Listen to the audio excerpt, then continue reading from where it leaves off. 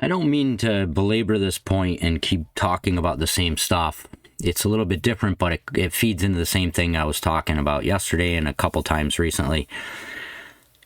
I come from a background where I worked in a very large company, about maybe like $10 billion company. And we owned a ton of stuff, and I ran two divisions of it, big divisions of it.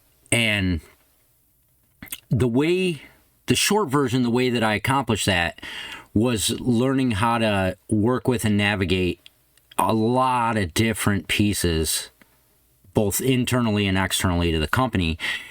And when you get it running the right way, and instead of people reacting and being angry all the time, they just give you a call and you talk, you sit down with a cup of coffee and you figure it out, and you come to some reasonable resolution, which most people in business get all ego and bullheaded and they know everything, and stuff doesn't work out and opportunities are lost because they can't just talk like men at a table and come to some kind of a reasonable accommodation or compromise. And what's fascinating me about the UFC is they're doing exactly what I did. I see all the pieces. When I'm watching this stuff from the outside, I'm like, here's, in my head, I'm saying, here's what I would do next. And bam, they're doing it. It's just phenomenal. Whoever is working on this, I mean, they have their little issues, don't get me wrong, but that's how business works. There's always going to be little issues. Don't get it twisted. There's no such thing as perfect in this kind of a large machine with a lot of gears. Trust me, I almost threw one of my guys off a porch one time. You want to call that perfect? That's not perfect. That's me losing my mind. But so it happens, and people get down on Dana for that too. Like, he reacts sometimes, although I think he's probably a lot better than I was at certain times. I was very good at it, but Dana is better. I don't think I've seen him try to throw somebody off a porch, but although Tito Ortiz, yeah. Anyway, so it's just fascinating to me because BYM, the new BYM is out. So Bisping is talking to the president of Karate Combat. I was unaware that Karate Combat is now on UFC Fight Pass. Now, if you want to go back in history and you take a look at WWE, okay, professional wrestling, the best, well, there's a bunch of things that they did that you can say are very underhanded, or you can say it's brilliant in a business. Put the rest of it aside, fair, morality, and all the rest of it, and just say from a business standpoint.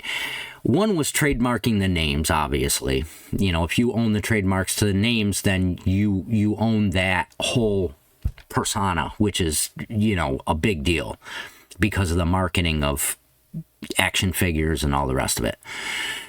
But the second thing, a second huge thing, and there's many, but was creating the WWE Network, which, there's a million issues of timing, cable going out, free air TV going out and becoming lesser, and all those things. There's lots of, the internet being able to take the capacity of video, especially HD video. There are a million things, but it was a good move. So if you're a fan of the UFC, you start to ask this question in your head if you're business savvy or whatever. One of the first things that came into my mind is, wow, WWE laid the groundwork. UFC needs to do that. And this was, I don't know, whatever, years ago, before Fight Pass.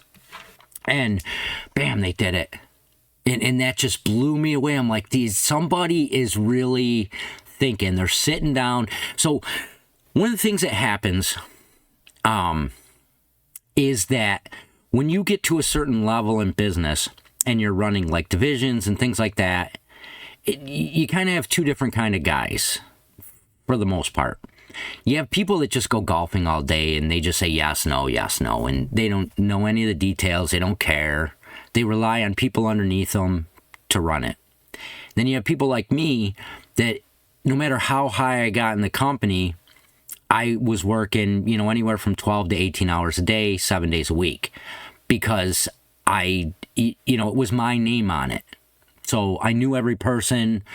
I understood they could come to my office, sit down for a half an hour and tell me what's wrong, and I would make a decision, whatever. Somebody has their fingers on the pulse. Maybe a couple people in UFC. I don't know their structure. I don't know who's doing it, but somebody's doing a really good job. So when you get to those kind of levels, what you have to do is learn how to delegate and trust people and bring them up to a certain level and hand them the stuff, and then they do a good job, and you pay them more and you get them involved and invested in that process. And you can see that with the meritocracy in UFC. That's a part of it that people complain about. The lower end doesn't get as much as the higher end, but I get it because I did it. Someone is taking some time and thinking is my point. So when you delegate and do all that stuff, it opens you up to spend a little time, not out golfing, but thinking, because you're responsible for the direction and the success and your reputation and the company's reputation. And ultimately, not to sound like a crazy capitalist, because I'm really not, but making the owner or owners money, because that is your responsibility when you get to a certain level. When you're at the level I was at of running 2 departments of a very large company, one of my primary responsibilities is to make and guard the money of the people at the top. Meaning that I have to be very good at what I'm doing and take that into consideration. Am I losing them money or am I making them money? That doesn't mean I have to screw anybody over. It doesn't mean anything like that. What it means is it has to be a question that I ask myself on every sort of major decision. I cannot avoid that question. I have to kick everybody out of my office, sit quietly for 5 minutes and go through my 5 questions, whatever, in my head.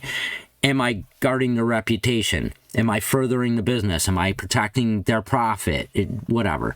I don't want to go crazy on this. I've already talked too much about it. Most people probably don't even give a crap. But when you get to high-level business, it's important to understand these things.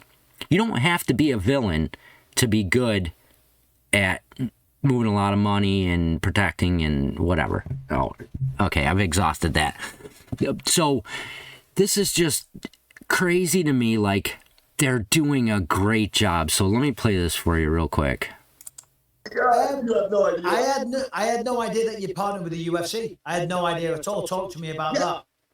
So basically what happened is, our organization is very interesting. We're free everywhere. We don't have a paywall. So there's no pay-per-view. There's nothing like that. You can watch us free on YouTube, free on Facebook, on our app. And because of that, our viewership has absolutely skyrocketed. Since my team and I have joined, we have 4x in viewership. So our last event did in Vegas was over 40 million views across platforms, which are crazy numbers. But that's also because we have an advantage. We don't have a pay-per-view thing. That event, the hype was so high that a lot of the UFC exec, hit us up the day before, like, yo, can we put this on Fight Pass? And we're like, dude, we'll give it to you guys for free. No problem. We'd love to work with the UFC.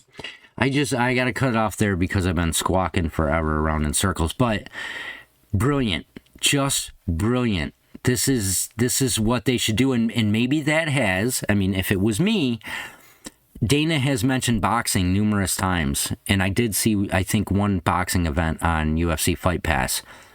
But I'm telling you, if they do what I think they're doing, they're bringing in these different things, just brilliant. Whoever's doing it, whoever's thinking this stuff up and responsible ultimately for it, genius. Love it.